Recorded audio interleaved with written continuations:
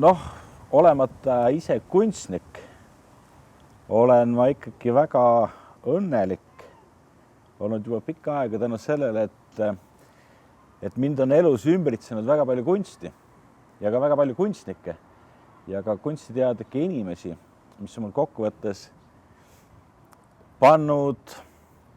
või andnud võimaluse elus senist rohkem mõelda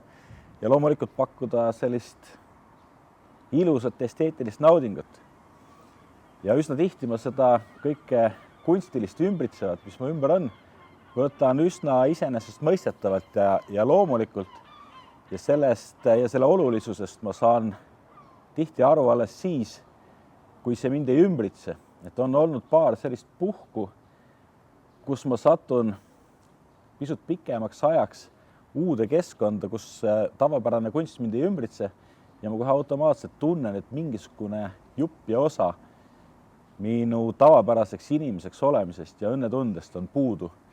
Ja see ongi see tihti sõnul seletamatu asi, mida kunst minu elus nagu täidab.